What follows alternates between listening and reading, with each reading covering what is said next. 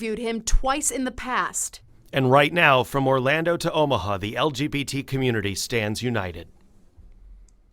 And that's one of two breaking stories we're following at this hour, including the manhunt for this inmate believed to be hiding somewhere in Omaha. Good evening. I'm David Earl. I'm Melissa Fry. Rob and Brandy have the night off. Nebraska's governor ordered flags to fly at half staff until sunset Thursday in memory of 50 lives lost in the Orlando nightclub shooting. The killer pledged allegiance to ISIS, and he used an assault-style rifle on dozens of people, took hostages, then died in a shootout with police. We'll take you to a local vigil at Omaha's Memorial Park in just a few minutes. But first, ABC's Marcy Gonzalez begins our team coverage from Orlando. Look at that, just shooting back and forth. Utter terror inside this Orlando nightclub.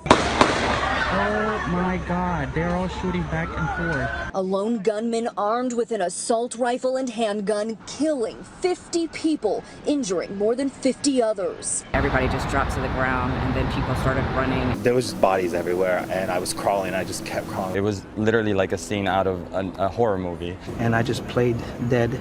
The nightmare in this gay bar and nightclub lasting 3 hours. Dozens of people held hostage, some sending heart-wrenching text messages to their families. And please come get us out because he's about to kill us. So he said he was going to die and he loved me. That's the last thing I heard. Tonight, many of those families still agonizingly waiting for word on whether their loved ones survived. I don't know. It's terrible. He's my only child. The gunman killed at the scene identified by investigators as 29-year-old Omar Mateen. Law enforcement officials say after the shooting began, he called 911 to pledge his allegiance to ISIS. The terror group's propaganda news agency claiming Mateen was an Islamic State fighter, although there was no indication the attack was planned by ISIS.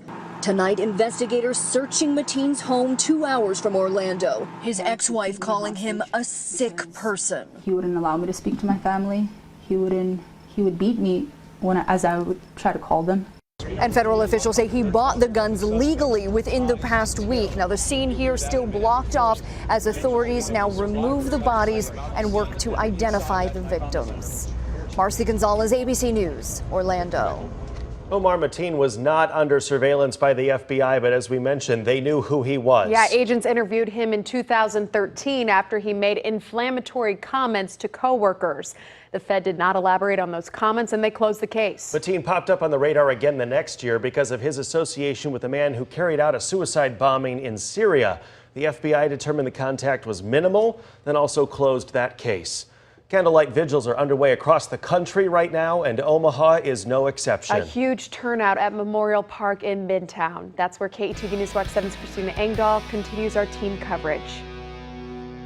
And Melissa, around 500 people gathered here at Memorial Park this evening for a candlelight vigil, a demonstration of strength in a time of fear. Now, despite the sadness and anger felt here in cross country tonight, a message from our community that Orlando is not alone. Heartache hundreds of miles away inspires solidarity right here at home. If anything, instead of putting us back in the closet, it makes me kick those doors open even more. Christina Arellano and Daniel Powell co-organized the vigil you see here. People from all walks of life taking a stand against hate, uniting against terror. We can't live out of fear. We're not living out of fear. We are still proud. And that pride is apparent in the flags they wave, the signs they made, making their message of love too loud to ignore. To me, it's heartwarming because, you know, in the light of tragedy, we always come together as Americans, as an LGBT community, as human beings. As the sun sets, the crowd is lit by hundreds of candles, a quiet moment of mourning for the 50 innocent lives lost. But in grief comes hope that people here and far can unite and find strength in sadness. All we want is to live and to love freely, and we're not going to let anyone take that away from us.